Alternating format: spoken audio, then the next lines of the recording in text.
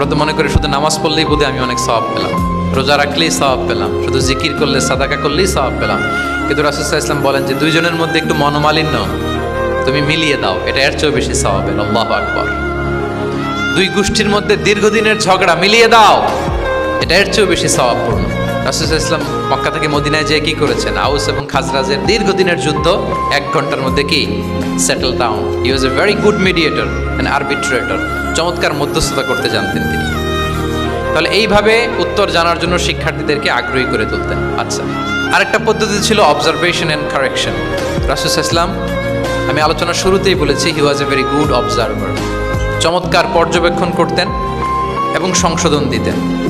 কে কি করছেন এটা খেয়াল রাখতেন, মানে চোখ কান খোলা রাখতেন। বাংলায় আমরা কি বলি? বাংলায় কি বলা হয় এটাকে? চোখ কান খোলা রাখা।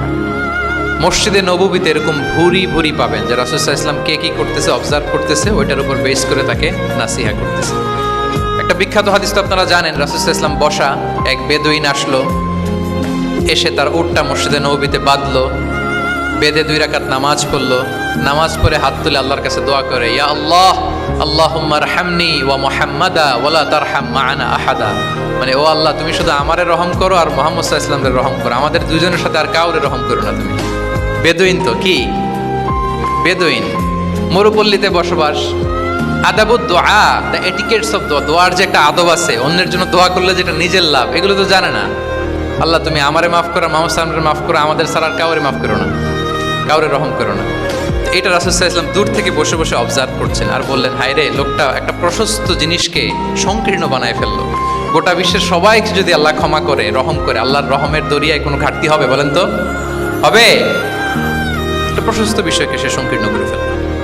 এরপর কতটা সে বেদুইন, কি প্রকৃতির ছিল দেখেন। দোয়া টোয়া শেষে মসজিদে নববীর মাঝখানে বসে পেশাব করা আরম্ভ করেছে।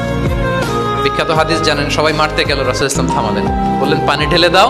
আর তাকে ডেকে বললেন, দেখো তুমি যে এখানে এই কাজটা করলা, প্রস্রাব করলা, এটা আমাদের এই মদিনার কমিউনিটির ইবাদতগাহ। এখানে এই কমিউনিটির লোকেরা নামাজ পড়ে, আল্লাহর জিকির করে, আল্লাহর কিতাব তেলাওয়াত করে। এটা কি ঠিক হলো তোমার? সে তো লজ্জায় অনুতপ্ত হয়ে কাচুমাচু।